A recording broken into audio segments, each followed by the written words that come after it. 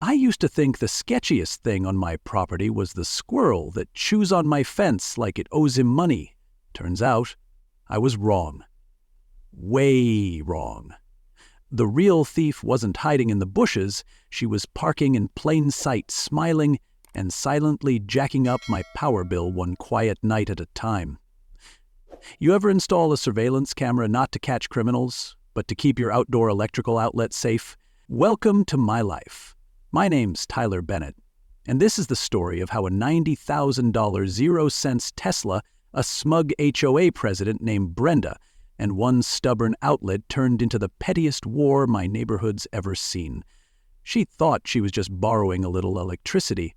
What she didn't know is that karma was already fully charged. But first, leave a comment below to let us know where you are watching from.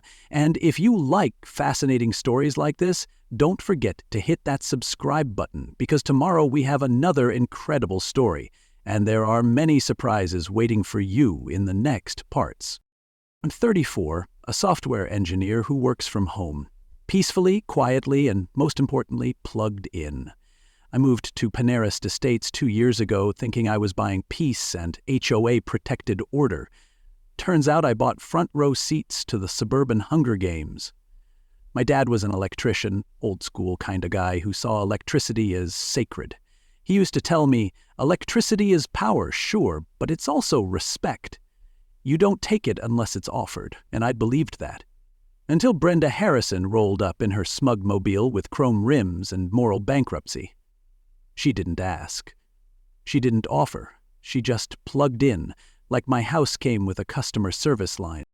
Now, Brenda isn't just any neighbor. She's the HOA president, which is basically a small-town dictator with a clipboard and a god complex. She lives 2 houses down in a mansion-sized shrine to overpriced furniture and control issues.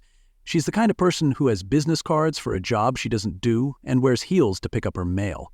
She calls herself a real estate manager, but she hasn't managed anything but community paranoia in 3 years. Her Tesla Model X is her prized possession, white, spotless, and somehow always parked within cable reach of my outlet. Brenda says she's big on sustainability, but what she really means is, I'm saving the planet, 1 stolen kilowatt at a time. The red flags were there. I just chose to ignore them. There was the Johnson family. Solar panels installed legally but fined for aesthetic violation until they took them down. Mrs. Patel planted drought-resistant plants and got hit with a daily fine for having the wrong shade of green. One guy got fined because his mailbox leaned 5 degrees to the left. Brenda actually brought a protractor. At the time, I thought those stories were HOA folklore, like Bigfoot with better landscaping. I figured if I kept my head down and my lawn mowed, I'd be fine. But in this neighborhood, minding your business is just an invitation to be blindsided. Then came the electric bill. Now, I'm a nerd. I track my spending like it's fantasy football. My electricity bill normally hovers around $120, 0 cents. But then it jumped. $287, 0 cents. And the next month, $298, 0 cents. I hadn't changed a thing. Same appliances, same boring routine, no secret Bitcoin mine in the basement. So I did what any suspicious, over-caffeinated software engineer would do. I built a spreadsheet. But nothing explained it, until the night I stayed up late working on a project. Around 1:00 a.m., I heard something outside, a soft clunk, a light hum. I peeked out my blinds, and there she was. Brenda! Hoodie on, leash in one hand, charging cable in the other. She called it walking her dog. I call it burglary with a leash. I wasn't about to accuse the HOA president of driveway piracy without hard evidence, so I turned to the only man in the neighborhood who still believes in home surveillance and barbecue justice, William Hudson, retired cop, Vietnam vet, and local expert on things that go bump or plug in the night. William had one of those old-school, overbuilt camera setups that could probably catch a hummingbird stealing seeds at midnight. I asked him if his cameras covered my side yard. He didn't even blink. They cover most of the street, your driveway, and half your grass, he said. We sat in his garage watching playback footage like we were solving a cold case. What we saw made my jaw drop. Brenda had been doing this for weeks. 22 separate charging sessions in just the last month. Always late, always sneaky, always acting like my outlet was a public charger with a membership card she didn't need to pay for. She was charging her Tesla like it was a Costco sample tray. Free, frequent, and shameless. But here's the thing about HOA villains. They don't just steal electricity. They steal silence. People around here had been whispering about Brenda for years. That whisper turned into a chorus once I started asking questions. First was Allison Brooks, who lived 2 houses down. Elementary school teacher by day, flower rebel by weekend. Brenda fined her for planting unapproved daisies. Yes, that's apparently a thing. Then came Mrs. Patel, whose native landscaping was deemed visually disruptive. And of course, William, who never liked Brenda but tolerated her because some wars ain't worth the paperwork. Together, we became something like the Avengers of suburbia. No capes. Just HOA violation notices and a growing hatred for ornamental tyranny. Then there was Sophia, Brenda's 16-year-old daughter. She'd pass me sometimes, earbuds in, eyes downcast. But the guilt was there, that silent, uncomfortable kind of teenager guilt. Like she knew Mom was playing dirty, but didn't know how to unplug her. The HOA meeting was held in the community center, which looked like a DMV met a Sunday school and gave up halfway through. Folding chairs, lukewarm water, a big table where Brenda and her loyal sidekick Daniel Carter sat like they were judging a talent show where the only talent was pretending your house wasn't falling apart. When resident concerns opened up, I stood. My hands weren't shaking, but my nerves were doing the Macarena. I presented my evidence. The photos, the timestamps, the charging sessions. Mrs. Harrison, I said as politely as possible, I have footage of you using my outdoor electrical outlet to charge your Tesla without permission. I'd like you to stop. And I'd also like to be reimbursed for the cost of the electricity used. Brenda didn't blink, didn't flinch, just gave this amused chuckle like I'd accused her of stealing a grape at the grocery store. Mr. Bennett, she cooed, I have my own charging station. Why would I use yours? The room was quiet except for Daniel, who jumped in like a PR rep. These are serious accusations, Tyler. Do you really want to stir up the neighborhood over a few dollars? Brenda added, if you're having financial difficulties, perhaps Panerys Estates wasn't the right fit for you. She called me a poor man who didn't understand community spirit. I call that rich from a woman stealing electricity like it's flavored creamer in the breakroom fridge. I didn't even make it back to my front porch before the retaliation began. 2 days after the meeting, I found an envelope from the HOA stuck in my mailbox like a subpoena from the petty gods. Inside, 5 violation notices. Landscaping out of compliance, exterior lighting too bright, trash bins visible from the street, mailbox in need of paint. Car parked in the driveway more than 6 hours, all of them carrying $50.00 fines. It was like the sky opened up and rained bureaucratic pettiness. HOA violations fell like biblical plagues.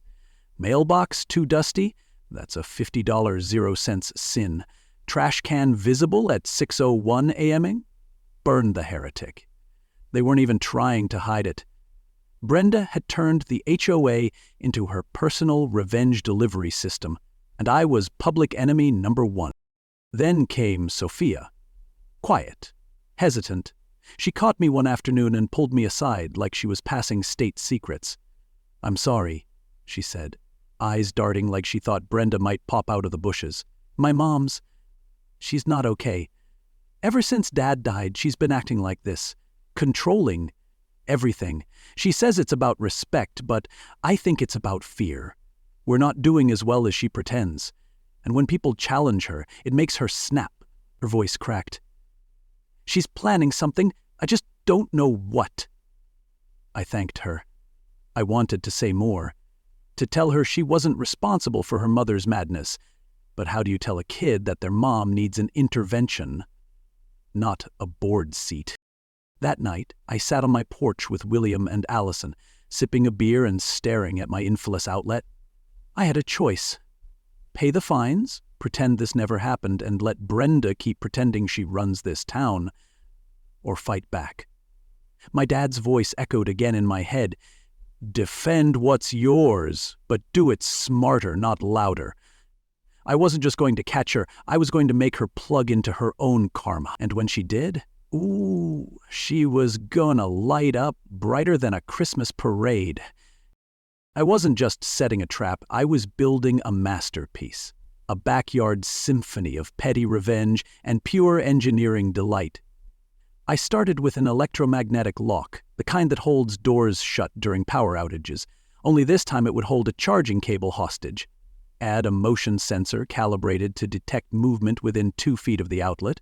Then came the real treat, a concealed HD night vision camera tucked into what looked like a regular outdoor floodlight. It would record everything in glorious 1080p humiliation, and because I'm not just a nerd, I'm a petty nerd, I added one final touch, a hidden nozzle filled with a food-grade, semi-permanent, bright blue dye. Think Security Inc. meets Crayola Meltdown. One spritz, and Brenda would be looking like a blueberry in Lululemon. It was part Iron Man, part Tom Jerry, all petty genius, a one-man Fort Knox for a $0.32 kilowatt. William, my partner in HOA resistance, was thoroughly impressed. He leaned over the outlet like we were defusing a bomb and said, "You know what's missing?" I raised an eyebrow. "Legal coverage," he added, pulling a tiny laminated sign from his coat pocket. Notice, secured outlet. Unauthorized use may trigger security measures. It was subtle, about the size of a playing card, but clear enough that anyone standing up close would see it. "It's like putting beware of dog on a chessboard," he said, grinning. "Now, if she complains, you just point to the warning. You're not trapping her, she's trapping herself." He wasn't just giving me advice, he was giving me cover. Once the system was ready, I had to make it look vulnerable. That's the thing about bait. It works better when it looks dumb. I replaced the heavy-duty padlock with a fake one that popped open with 2 fingers. The electromagnetic trap was hidden behind a casing that screamed, "Cheap hardware store special." To any thief or Tesla enthusiast, it looked like easy pickings. The camera was disguised to blend with the wall. The warning sign? Camouflaged next to the siding. To Brenda, this would look like the same outlet she'd used 22 times before. Same plug, same spot, same victim. She'd walk into this like she walked into HOA meetings, confident and clueless. Sure enough, 2 nights later, around 12:43 a.m., my phone buzzed, motion detected. I opened the live feed, and there she was, hood up, dog leash dangling, Tesla cable in hand. It was almost poetic. She moved like a cat burglar in a country club cardigan. She approached the outlet, looked around like she was scanning for ghosts, then knelt and plugged in. Click. That was the magnetic lock engaging, silent, unmovable.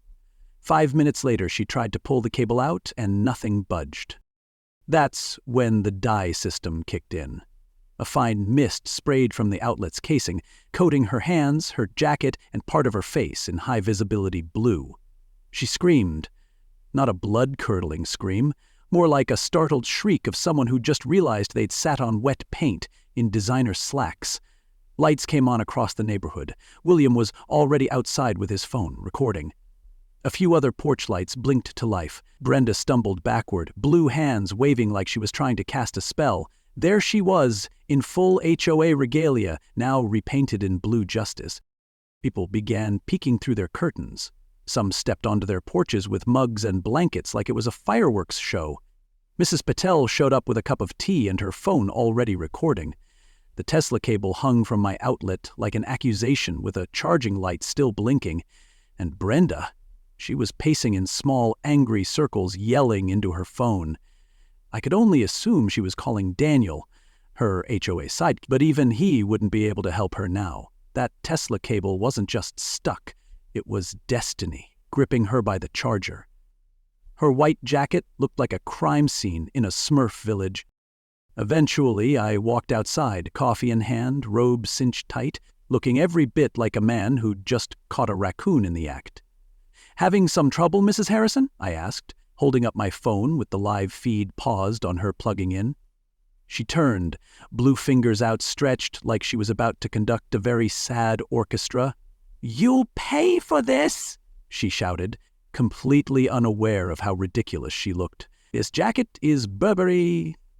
"Only thing I'm paying for," I said, sipping my coffee, "is extra cloud storage." Brenda didn't even wait for the dye to fade before launching her next move. 2 days after her midnight meltdown, an emergency HOA meeting was announced. Urgent concerns about community safety and privacy. Translation, she wanted to outlaw the very surveillance tech that had caught her red couch private security systems.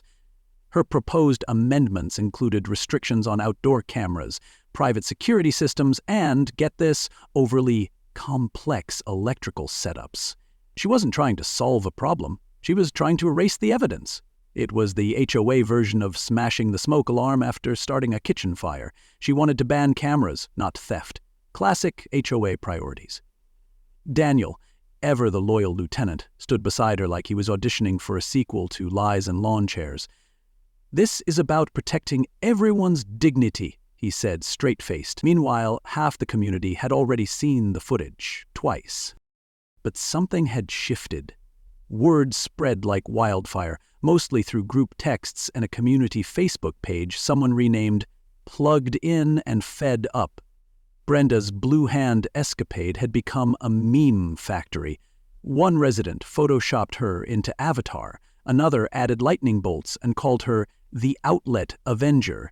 My personal favorite was a dad bod hero edit with the caption, "Don't touch my juice." That line made it onto a t-shirt. People weren't just mad, they were entertained. And when the HOA emergency meeting happened, the room wasn't filled with the usual suspects and sleepy sighs. It was packed. Not for justice, but for the show. Residents who hadn't attended a single meeting in years showed up with popcorn and charged phones. Even the Johnsons, who moved out last spring, popped in just to see the finale. When Brenda started the meeting, she tried to pivot. Recent incidents, she called them. Never the incident, just events in passive voice. But when she motioned to vote on banning surveillance and unauthorized electrical entrapments, I stood up. "Before we vote," I said, calm as ever, "I think everyone should see something first." I plugged in my laptop, dimmed the lights, and hit play. It wasn't just the video of Brenda at my outlet. It was a full-blown compilation. Neighbors had sent me clips from every angle. Brenda, late at night, hopping driveways like she was doing the HOA triathlon. 5 houses, maybe more. Different outfits, same crime. The room was silent, except for the audio of a charging cable clicking in, again, and again, and again. When the lights came back on, nobody clapped. Nobody booed. They just looked at her, because this wasn't about power anymore, it was about trust.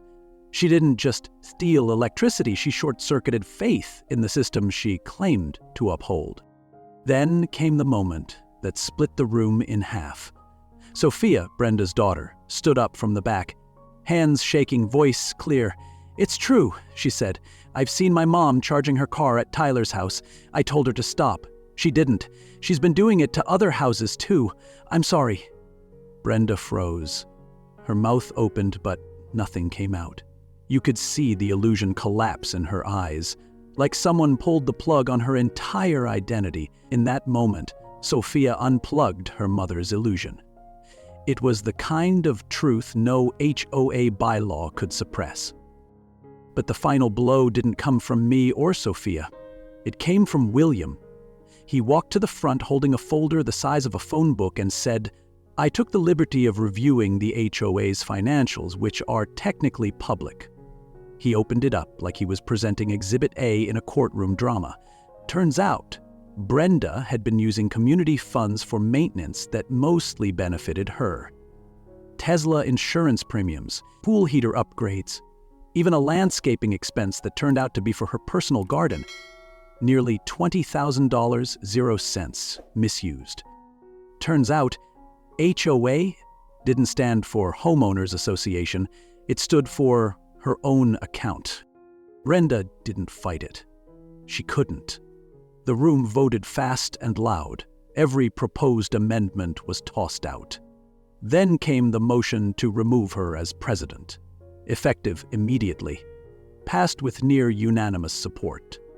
Brenda sat there, blue still feigned on her hands, like a queen deposed by her own subjects.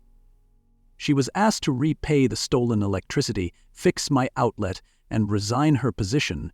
She did, not out of grace, but because she had no other card to play. And just like that, the mighty had fallen. From HOA president to HOA pariah, all thanks to one stubborn outlet and a little blue dye. It's funny how fast a community can change once you unplug the wrong person. After Brenda's resignation, things didn't just get better, they rebooted. The air felt lighter, the meetings less hostile, and for the first time in forever, the HOA newsletter didn't read like a list of threats. Allison and I started rewriting sections, her with grace, me with a little sass. We added outlet safety tips, notes about proper camera usage, even a section called "Did Brenda Try This Yet?", which we eventually renamed something more polite. We traded HOA hate mail for bake sale flyers. Kids started playing outside again, neighbors smiled like they meant it, and my inbox, once full of violation warnings, now held potluck invites and one suspiciously well-written poem about extension cords.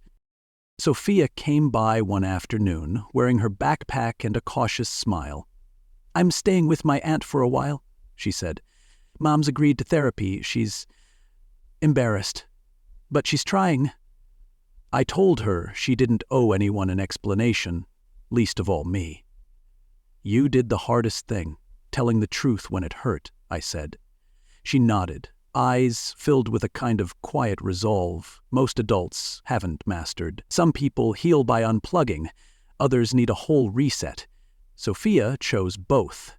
She needed space from the chaos, but not from her own growth.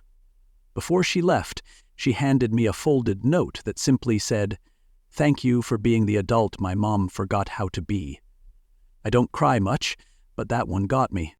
A week later, I got an email from a property manager in a town about 90 miles away. "We're considering Brenda Harrison for a board role," it read. "Would you be willing to provide a reference?" I didn't respond right away. I wanted to be professional, mature, level-headed. Then I attached the videos, photos, and a few screen grabs from the Facebook memes. "Good luck," I wrote. "My only advice, install a padlock. And maybe hire a priest." I never heard back, but I like to imagine that email lives on as part of some HOA horror story slideshow. In the heart of our neighborhood, just across from the community center, there's now a mural. Mrs. Patel spearheaded it, with help from the local art club and about a dozen volunteers. It's simple, striking. One large blue handprint in the center, surrounded by small, colorful homes, each representing a family that stayed and fought. Beneath it, painted in neat script, "Power to the people. What once was theft is now testimony." Brenda tried to leave her mark on our neighborhood.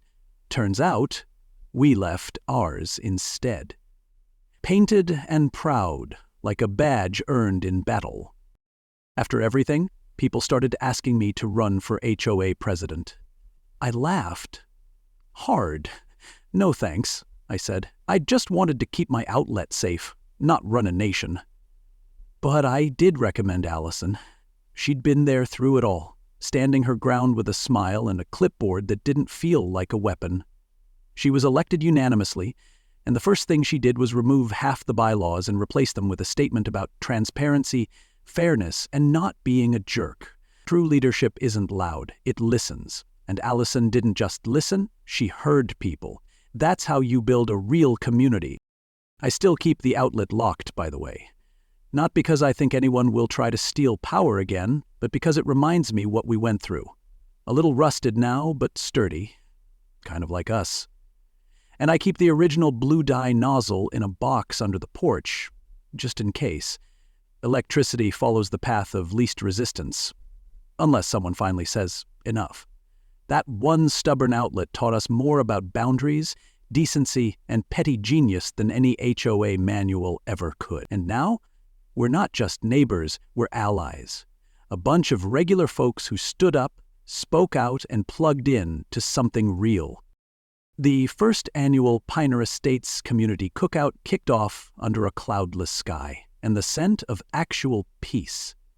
I stood at the grill flipping hot dogs, wearing an apron that said Grill Sergeant, while kids ran around with juice boxes and retired neighbors traded gardening secrets instead of gossip.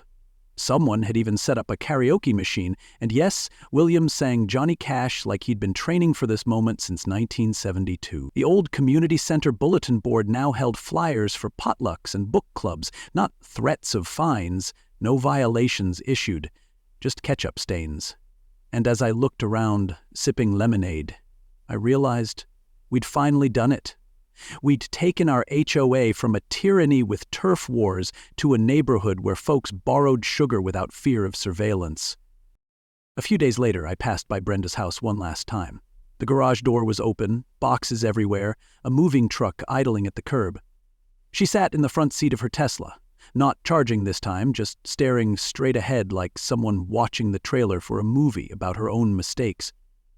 Some of the blue dye still clung to the edges of her hands and neckline, faded but stubborn, like her pride. Sophia was helping a friend carry boxes. She noticed me, offered a small wave, then walked over. Brenda didn't look at me, didn't speak, but I didn't need her to. She wasn't just moving out, she was being evicted by reality. You can dodge rules, spin stories, and bully your neighbors, but eventually the power you hoard gets cut off. And when it does, you're left sitting alone, staring at a dashboard with nothing left to charge. Sophia and I shared a quiet moment by the sidewalk. "She's leaving for good," she said softly. "Probably the best thing for everyone." I nodded. "How are you doing?" I asked. She smiled, tired but solid. "Better. I think maybe—" "You didn't just stop her, you showed us how to stand." Then she handed me a small keychain shaped like a plug. "Figured you earned it." She gave me a hug, quick, grateful, and walked back to the truck. And just like that, she was gone, leaving behind something her mother never could. Hope. Later that night, I sat on my porch with the old outlet cover in my hand, the one Brenda used to visit like it was her personal charging station. My dad used to say, "Electricity is power. Power is knowledge, and knowledge, son, ain't free." I finally understood what he meant. Power isn't just in volts and amps. It's in knowing your rights, your limits, your worth, and in choosing not to let someone short-circuit them just because they speak louder or live larger. The outlet trap didn't just expose a thief, it reminded a neighborhood that decency has wattage too, that standing up, even in small ways, can spark something way bigger than you intended. About a week after Brenda left town, I got another email, this time from the HOA board of her new neighborhood. Same format, polite, cautious, asking for a reference. I laughed out loud before typing my reply. "She's got a colorful history," I wrote, literally. "You might want to keep your outlets locked and your tennis courts gated. Also, invest in a cloud storage plan. You'll thank me later." I attached the highlight reel just in case. 10 minutes later, I got a reply that simply read, "Thank you, we're reconsidering." And that brings us here, to this porch, this story, this neighborhood, all of it sparked by one woman's greed, one man's stubbornness, and one very underestimated outlet. When an HOA overreaches, you don't always need lawyers or protests. Sometimes all you need is a trap, a plan, and a little blue surprise. And maybe, just maybe, an old electrician's wisdom and a younger engineer's sense of humor to carry it through. Plug in, stand up, and if someone tries to drain your power, just remember, petty justice sometimes comes in the form of dye that takes 7 days to wash off. Leave a comment below to let us know where you're watching from, and if you like fascinating stories like this, don't forget to hit that subscribe button, because tomorrow we have another incredible story, and there are many surprises waiting for you in the next parts.